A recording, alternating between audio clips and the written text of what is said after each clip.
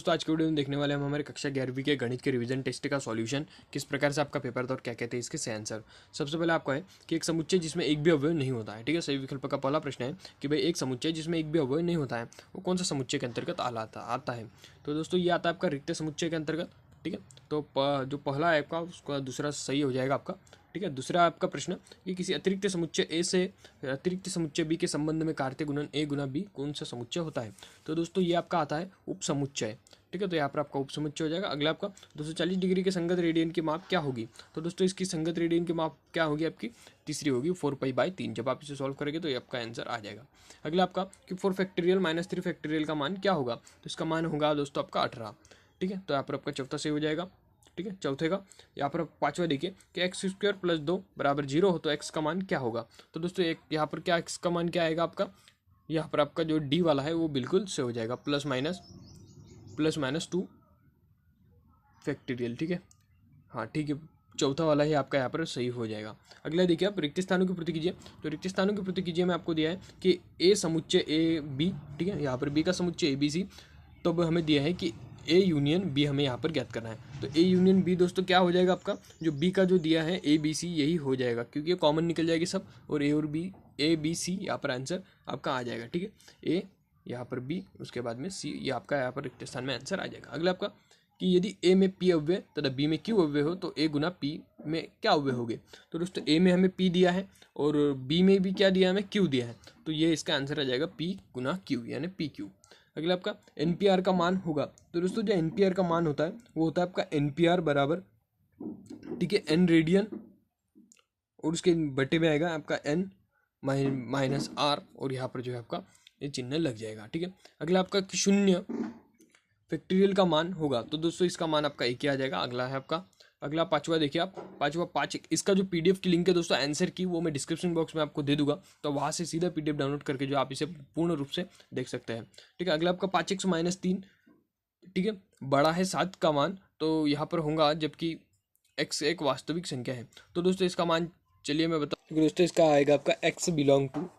ठीक है, x यहाँ पर आपका बिलोंग चिन्ह लग जाएगा, उसके बाद में आपका जो -∞ और 5/2। ठीक है, इसकी जो है मैं लिखित में आपको डिस्क्रिप्शन बॉक्स में आपको दे दूंगा जहाँ से आप इसे देख सकते हैं। ठीक है, चलिए अब देखते हैं हमारी सत्य को। तो दोस्तों सत्य में सबसे पहला जो आपका आएगा वो एक असमीका कि दोनों पक्षों के असमीका के चिन्हों को प्रभावित किए बिना सामान्य संख्या की जोड़ी पर अथवा घटाई जा सकती है। तो बिल्कुल सत्य है आपका, इसे जोड़ी और घटाई दोनों जा सकती है।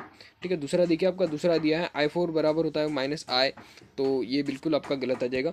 अगला देखिए आपका तीसरा है जे अक्षर से प्रारंभ होने वाले वर्ष के सभी मानों का संग्रह समुच्चय होता है, तो ये बिल्कुल आपका सही है। ठीक है, अगला आपका चौथा प्रश्न कि cos x बराबर है -3/5, तो x का चतुर्थांश में स्थित होगा।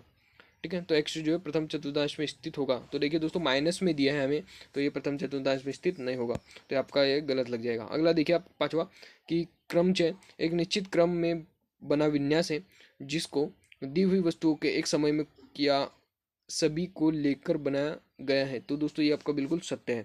ठीक है, सही जोड़ी देखिए अब दोस्तों आपकी, तो सही जोड़ी दोस्तों सबसे पहला आपका यहाँ पर जो है एनसीआर का मान, तो इसे जो हमने ये पहले भी समझा था। ठीक है, तो यहाँ पर जो आपका वही आंसर आने वाला है डी वाला। ठीक है, अगला आपका कि a + फैक्टोरियल b, तो इसका मान हमें यहाँ पर देना है, तो इसका मान जो है यहाँ पर आप जो आपका a² + b²। ठीक है, तो ये आपका लास्ट वाला लग जाएगा। ठीक है, इसका यहाँ पर इंडिकेट नहीं किया गया है।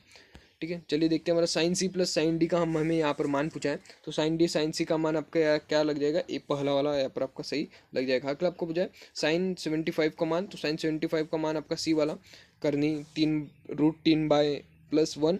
ठीक है, 3+1 और 2/2 करनी 2, यहाँ पर आपको बिल्कुल सही लग जाएगा। ठीक है, अगला आपको ए का मान पूछा तो ए आने वाला है यहाँ पर आपका। चलिए देखते हैं हमारा एक शब्द एक वाक्य में उत्तर। तो दोस्तों सबसे पहले आपको पूछा है कि cos c + cos d जो आपका क्या होगा। तो ये बनेगा दोस्तों आपका 2 cos। ठीक है, ये सूत्र है जी में c + d आपका बनेगा, उसके हाफ में 2 आ जाएगा आपका, उसके बाद में आपका बनेगा cos c - d और यहाँ पर हाफ में आपका 2 आ जाएगा। ठीक है, अगला आपका sin 3x का त्रिकोणमितीय सूत्र लिखिए। तो इसका है आपका 3 sin x - 4 sin x का जो क्यूब आ जाएगा वो 3 आ जाएगा, एक्स में आ जाएगा। ठीक है, लिखित में इसका डिस्क्रिप्शन बॉक्स में दे दूंगा, आप डिस्क्रिप्शन बॉक्स जरूर चेक कीजिएगा। अगला आपका कि सम्मिश्र z बराबर x प्लस आई वाई का मापांक और कोणांक लिखिए। तो दोस्तों इसका मापांक जो यहाँ पर आ जाएगा x square plus y square आ जाएगा, और कोणांक जो है मैं यहाँ पर निकालने पाया हूँ, तो आप कोणांक थोड़ा सा निकाल लीजिएगा। ठीक है, अगला आपका कि a प्लस बी का जो स्क्वायर है वो है एन है के प्रसार में मध्य पद क्या होगा, यहाँ पर एन एक जो सम संख्या है। तो दोस्तों ये क्या आ जाएगा आपका n/2 + 1 वा पद। ठीक है, काफ़ी सरल है दोस्तों, एक सूत्र है। अगला देखिए पांचवा, यहाँ पर लास्ट बचता है आपका कि साइन एक्स का मान 0 है तब एक्स का मान क्या होगा। तो दोस्तों एक्स का मान तो यहाँ पर 0 आने वाला है, लेकिन हमें यहाँ पर चर संख्या में लिखना है, अचर संख्या में लिखना है, तो यहाँ पर क्या लग जाएगा आपका n पाई लग जाएगा। ठीक है, तो यहाँ पर जो है आपका इस प्रकार से आंसर है। डिस्क्रिप्शन बॉक्स में मैंने लिंक दी है, PDF डाउनलोड कर कीजिए और आप आराम से जो है अपनी कॉपी में से लिख सकते हैं। तो दोस्तों कक्षा 11वीं के आपके अंक जुड़ते हैं, इसलिए काफ़ी अच्छे प्रकार से आप लिखिएगा। ठीक है दोस्तों, मिलते हैं नेक्स्ट वीडियो में और किसी नए टॉपिक के साथ।